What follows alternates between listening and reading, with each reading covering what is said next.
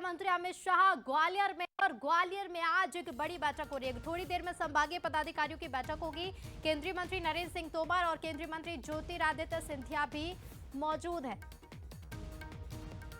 तो केंद्रीय मंत्री नरेंद्र सिंह तोमर भी बैठक में शामिल हैं। भारतीय जनता पार्टी 3 दिवसीय दौरा चुनाव की दृष्टि से माननीय गृह मंत्री अमित शाह जी का है, जिसमें उनके 2 दिन पूरे हुए हैं और आज वो ग्वालियर भी पधार रहे हैं। ग्वालियर संभाग के जो चुनाव के काम में लगे उन सब कार्यकर्ताओं से वो चर्चा करेंगे। पहले भी बैठक हुई थी, उसमें जो कामकाज की बातचीत हुई थी उसकी समीक्षा भी की जाएगी और चुनाव तक क्या क्या करना आवश्यक है इस मामले में भी वो मार्गदर्शन करेंगे। देखिए, अमित शाह नेताओं को मनाने के लिए पहुंचे, ये उनका व्यक्तिगत मामला है, लेकिन पूरी जनता रूठी हुई है। 18 साल से झूठ, छल, कपट, धोखा, प्रपंच, क्योंकि वो जनता के आक्रोश से रूठे हुए हैं, डरे हुए हैं, इसीलिए घर पर बैठे हुए हैं।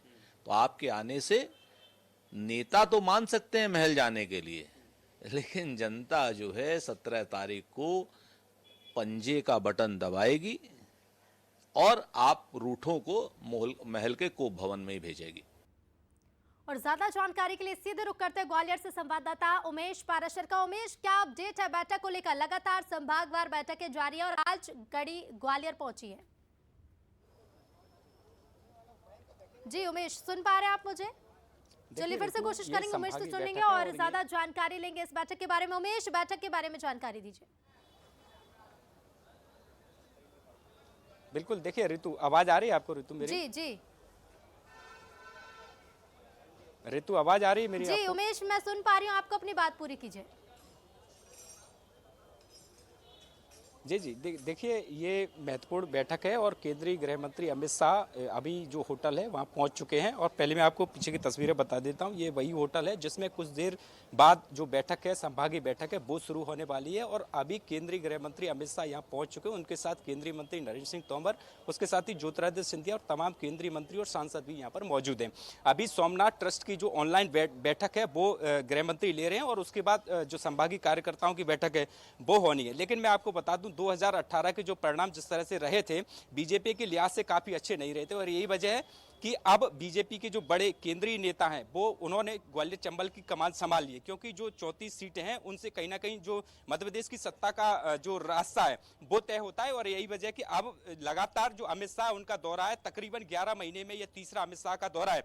और इसमें सबसे पहले उन्होंने जो ग्वालियर पहुंचे थे, उन्होंने सौगातों का जो पिटारा था वो ग्वालियर के लोगों को दिया था और उसके बाद जो गुटबाजी थी कहीं ना कहीं उसको मनाने के लिए दूसरा दौरा था। लेकिन अब जो तीसरा दौरा है वो महत्वपूर्ण दौरा है, चुनाव से पहले है और इसमें साफ तौर पर जो गुटबाजी है, कहीं ना कहीं जो नेता हैं उनमें कहीं नाराजगी है, जिनके टिकट कट गए हैं और उन पर कहीं ना कहीं नाराजगी देखने को मिल रही है।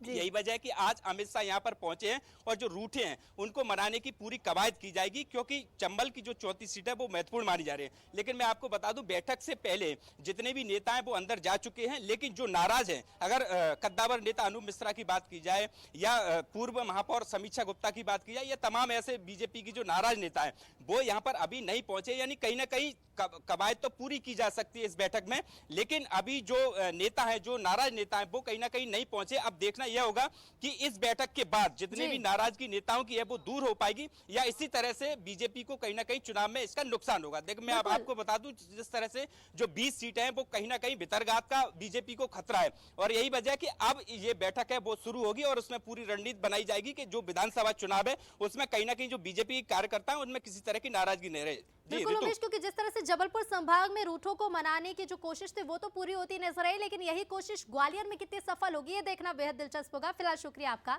तमाम जानकारी के लिए।